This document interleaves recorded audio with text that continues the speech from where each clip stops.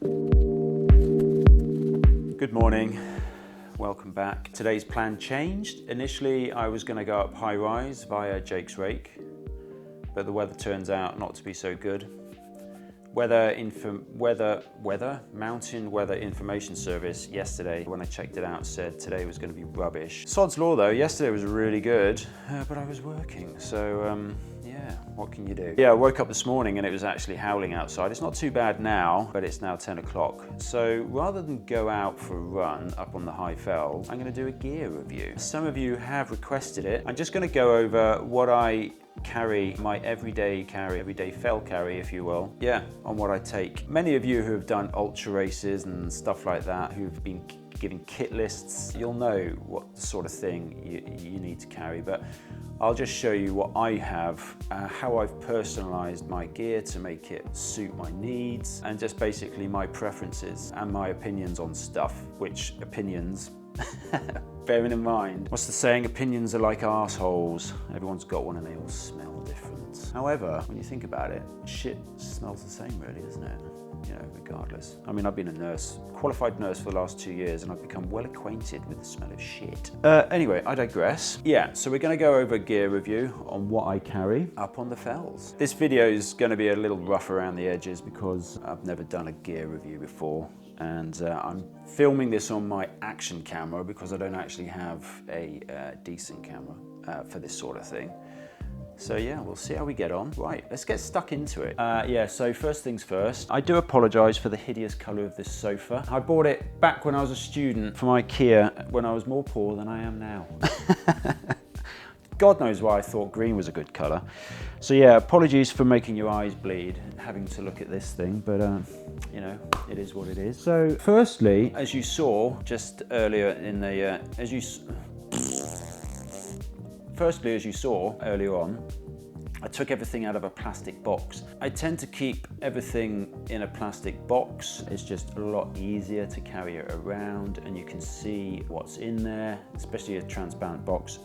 And of course, I also got that from IKEA. They're good, obviously, and when your gear's wet, it's not gonna soak the carpet in your car and cause a shed ton of condensation, which is generally what happens in my car. Let's start with what I carry everything in. So I use Salomon, what's this? The Salomon Advance 15. I've had this for 2 years and it's held up pretty well. There's a few little spots around here which I've had to fix. I've done a bit of stitching, as you can see. And I've swapped out the tabs on the zips with these longer ones, just because it makes it a lot easier to grab when you've got gloves on, that sort of thing. The elastics on the front broke, and so I had to fix it with other bungee I bought. Yeah, I think the replacement bungees that you can buy cost the best part of, I don't know, 30 quid, something like that. So I just I had some bungee in a box somewhere, so I just bastardized that and jury-rigged that. But yeah, this is awesome, and it comes with this quiver, which you've seen. Poles go in the quiver. Yeah, I love the quiver. Poles just sit in there. As you've seen on my videos, they just sit on the back like so. It's an awesome system for carrying poles. I'll be honest, I've never had any other best, so to speak. Before I got the quiver, I had to carry the poles by bungeeing them down, and it was a pain in the ass. When the quiver came out with the system, I thought this was awesome, and it is really good. But yeah, so that's the vest. It's great, probably due a new one, but just little customizations that I've done. Like for instance, I put my car key on this lanyard. I don't want to be that guy who loses his car key up on the fell and gets back to the car and thinks, shit. So I've got a lanyard and I just cat's paw my my key into it. Yeah, the key, if it gets wet, it's not too much of an issue. Is it waterproof? Probably not, who knows. There is a battery in it, but I've not had any issues just yet. And then also to my vest, I've attached a whistle. This vest does come with a whistle, however, it's not a very good one, so I've got this massive one instead. And inside, I've also attached a compass. I've got the compass here. I've filed this down and made it nice. This is like a standard silver compass. The pointy edges, you know, they dig into it, they dig into the webbing on your gear, and you don't want to cause holes, you don't want to make holes. So I just filed off the edges, smoothed it down, and all I've got is basically the circular bit here, and it's brilliant. You know, it comes into its own when you need it, and it just sits up on my shoulder like that in there, along with the whistle. Yeah, I mean, there are other vests on the market. Is it Ultimate Direction? Ultimate Direction and various other odds and sods, but Salomon gear, I love it, it's brilliant. So yeah, that's the vest, the Advance 12. There is an Advance 15. Is it Advance? I think it is. I've got my eye on that, if I'm honest. Maybe when I've got a bit more money. Next up are my poles. I use Lecky poles. These things are worth their weight in gold, in my opinion. I mean, people have opinions on poles and stuff like that, but these, yeah, awesome bit of technology, running technology. I'm surprised it took them so long to develop the idea of using poles when you go out running. Yeah, I've had these for 2 years. I've certainly got my use out of them, and they're still going strong. I mean, they're heavily scratched up. These are the Lecky, I don't know what these are actually. You'll probably be able to tell what they are. The Ultra Trails, something like that, carbon fiber, and they're pretty good. They're bomb-proof, really. There have been a few moments when I almost fell over on them and snapped them in half, but thank God I haven't done that. Retail price of the new model is probably around about, I think, I have checked it, about £175, £180, something like that. They're definitely worth their weight in gold. They've earned, you know, yeah, they're invaluable for me because initially, when I first got to the lakes, I went a little bit crazy running up and down fells and knackered up my Achilles tendon on my left foot. I've had Achilles issues in the past, mainly because I was trying out the whole barefoot shoe thing. Tried to transition too quickly, ran a 10K race in a pair of Vibram 5 fingers and knackered out my Achilles. Like an idiot. But that was in my right foot. That healed nicely, got here to the lakes, started running and knackered up my left one. So I started using poles and yeah, they've worked out really well for me. So yeah, Lecky poles. Obviously I've got handguard things for the Lecky poles. Sit like this. And then they stay on, and then this bit here clips into here. Well, if you know about these things, I'm preaching to the converted. He says it clips in, but there you go, clips in like that. And then you just thumb, just comes out and off it comes. I prefer these to loops. A lot of people go, oh yeah, but if you need to put your gloves on, loops are better, yada, yada, yada. True, because I do use gloves at this time of year a lot. However, I personally get on with this system a lot better than just having loops. So I'll go over what I carry in the back of this thing. First off, I've got a survival bag. This is quite a flexible survival bag by Sol. I got this in the Climber shop in Ambleside. It's great. I've never had to crack it out, thank God. However, it's there. Emergency bivvy. Urgence bivouac. Yeah. As it says on the back there. Yeah, so survival bag. Then for clothing, extra clothing. I don't carry much, if I'm honest. I've never had to use my extra clothing, but I do carry stuff just in case. Firstly, I carry an extra layer. It's a mid-weight layer. And it's big enough that it will stretch over everything else I've got, so I don't have to get undressed to put it on. I've got my base layer, I've got my mid layer, then I've got my waterproof jacket or my windproof.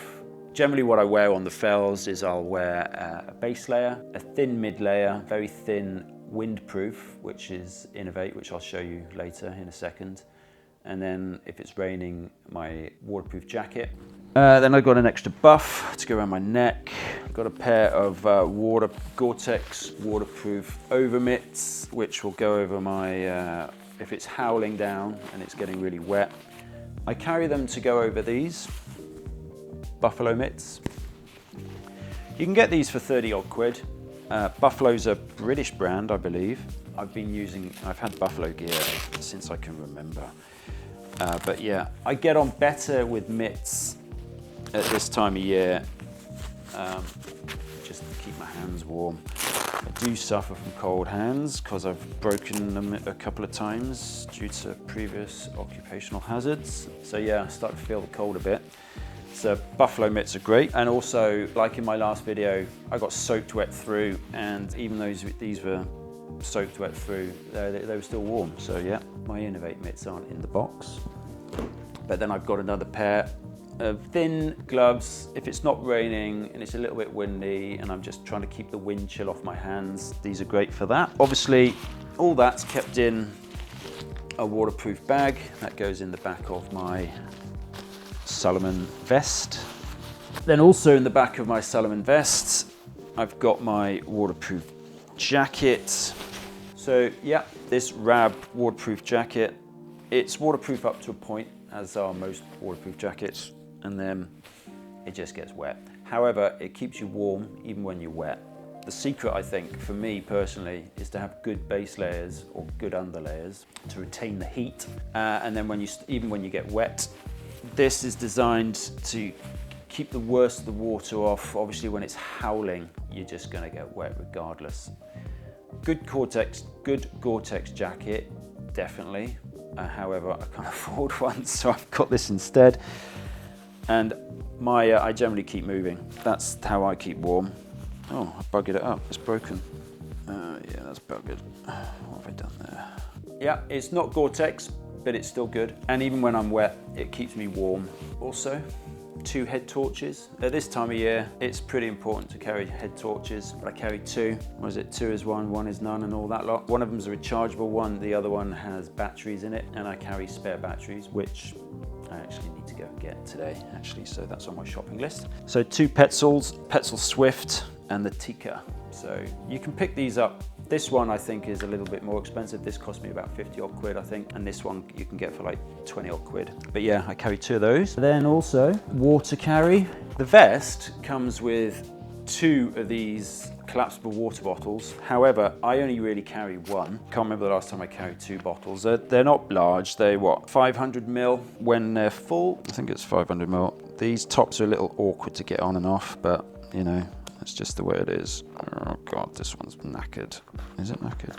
But I also carry a collapsible mug, which you may have seen me using on my videos. This, White Star Running.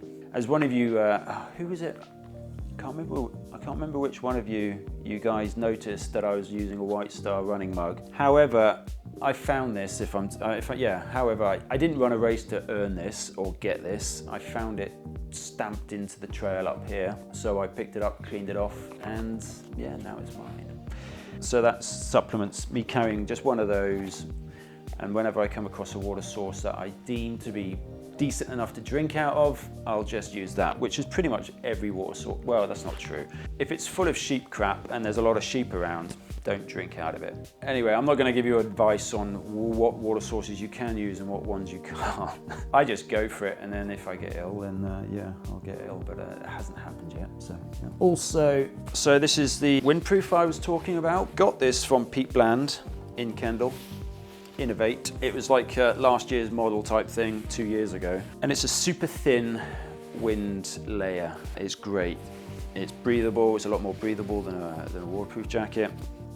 And it keeps the wind off. And it sits over my 2 layers depending on whether it's summer or winter. During the winter, I generally tend to wear a base layer and a mid layer. And then this, during the summer, it'll just be a base layer and this, depending on how hot I'm getting. But that's great.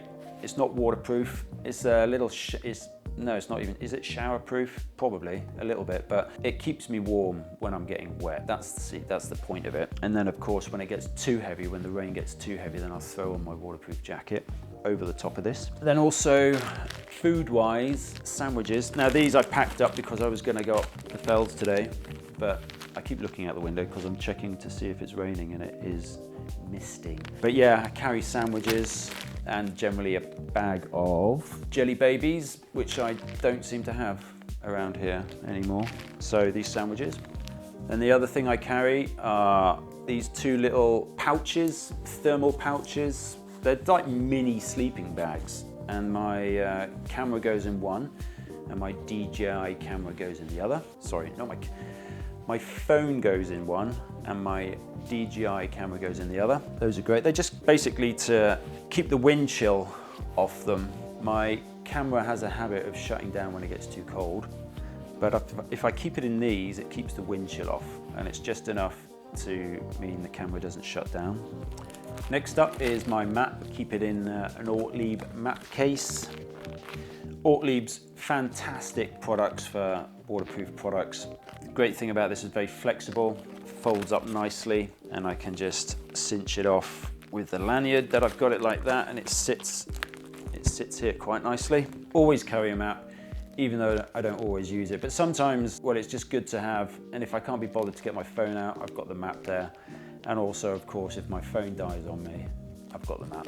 And yeah, and then finally for this time of year, well, not finally, I've got a few more things to go yet. It's like Christmas, this is. Got my micro spikes. They're just designed really, they're not crampons, you know? They're just designed to pull over your shoe and give you security, just enough. You know, you're not gonna be scaling the Eiger with these things, or Mount Everest, but you're gonna stop you slipping and doing yourself a mischief on the downhills. Well, that's the theory anyway.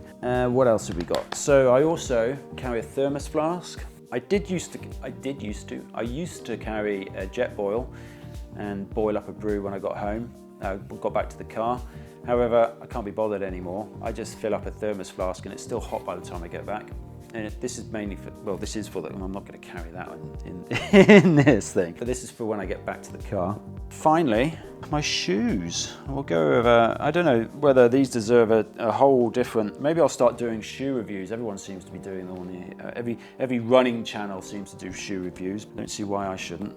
Maybe I will, maybe I'll start. But I have two pairs of shoes that I favor at the moment. Of those two, I'm favoring my Scott Supertrack 3s at the moment. They're great. They took a little while to break in, but now that I've broken them in, they're super comfortable. And the grip, they got a really good, aggressive grip on the back, on the bottom. Deceptively good. A single piece of rubber running as the sole, so they're not separated like some shoes have, like Hoka for instance. Yeah, these are good bomb-proof trail shoes basically. That's a good, look at that tread on those bad boys. I love them, they're great. They do a ultra version, which I'd like to try out. So maybe that's my next shoe to get. And then the other shoes, these need a clean actually. Oh, they're relatively clean. La Sportiva. I do like La Sportiva. These are the Mutants. They're great, but the lugs on the sole are wearing down a little too quick. Mind you, I have been hammering them. Both these shoes are great mountain running shoes. They've got lots of grip. They're well cushioned. For me, they've got a 8mm drop, both of them, I think. I think that's got an 8mm drop, which is great for my Achilles. Yeah, shoe review. I don't want to bore you to death with a shoe review right now. Yeah, I'll save the shoe review for maybe another video. I've gone on for quite a bit. I feel like I've rabbited on a bit here. Yeah, so that's what I carry up on the fells pretty much every time I go up, especially at this time of year. I'm sure there's a few things I've missed out. Anyway, I hope you found that informative. If you've got any suggestions yourself, let me know. If you've got any other questions, let me know. And yeah, well, I hope you enjoyed that. Next video should be a running video. I'm thinking of doing the Yorkshire Three Peaks next. Whether I'll do that next week or the week after, I'm not entirely sure. One of you guys sowed the seed in my mind. I was going to do it as a solo project later on in the year, but I had another check of it, Googled the route, and I thought, you know what, I might smash that out later on in the month. So I'll either do that next week or the week after. I hope you enjoyed that. Yeah, until the next video.